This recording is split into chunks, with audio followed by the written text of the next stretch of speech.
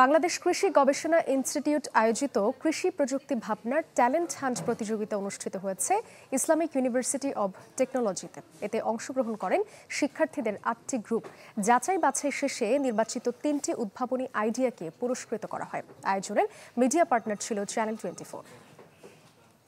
Bangladesh agriculture research ইনস্টিটিউটের কাছে যে বাড়ি হট ওয়াটার ট্রিটমেন্ট প্ল্যান্ট আছে, সেটার একটি সমস্যা হলো সেটা থ্রি ফেজ সাপ্লাইতে চলে। তো থ্রি ফেজ সাপ্লাইতে যখন সেটা চলে তখন সেটা 81 অ্যাম্পিয়ার কারেন্ট ড্র করে, যেটা হচ্ছে আমাদের house hold single phase supply provide করতে পারে না। তো আমি এখানে যে সলিউশনটা এনেছি সেটার কারণে হচ্ছে এটা সিঙ্গেল ফেজ সাপ্লাই চলবে। নিজের উদ্ভাবিত কৃষি প্রযুক্তি জানাচ্ছেন গাজীপুরের ইসলামিক ইউনিভার্সিটি অব টেকনোলজির শিক্ষার্থী আবরার মোবাশির রহমান।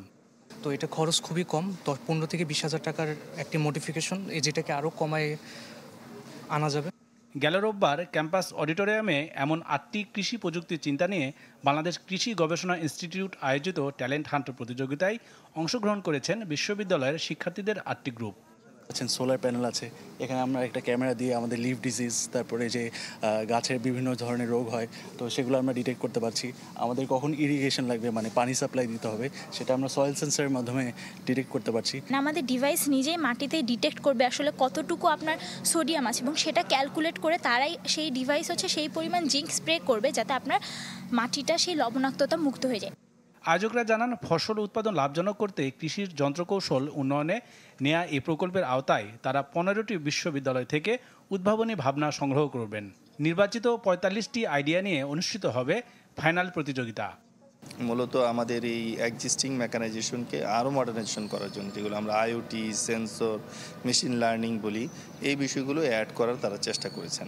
বেস্ট আইডিয়া যেগুলি হবে সেগুলি আমরা সংরক্ষণ করে ভবিষ্যতে যেগুলো এগুলি নিয়ে ছাত্র, রিসার্চার এরা সম্মিলিতভাবে কাজ করে একটা দেশকে একটা প্রযুক্তি দিতে পারে, যে প্রযুক্তিটা আমাদের কৃষক ব্যবহার করে লাভবান হবে।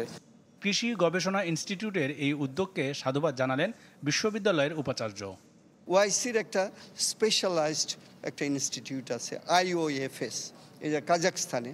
তা আমরা ওনাদের সঙ্গে তাদেরকে কানেক্ট করে দিব, সো দ্যাট তারা একে অপরের সঙ্গে যুক্ত হয়ে, সাথে আমরা আইওটির জন্য যুক্ত হতে পারি, যুক্ত হয়ে এগুলোকে আরও সামনে অ্যাডভান্সমেন্টের জন্য কাজ করতে পারি। যাচাই বাছাই শেষে নির্বাচিত 3টি আইডিয়া ও কুইজ প্রতিযোগীদের মধ্যে 3 জনকে পুরস্কৃত করা হয়। রিজভী হাবিব, চ্যানেল 24, গাজীপুর।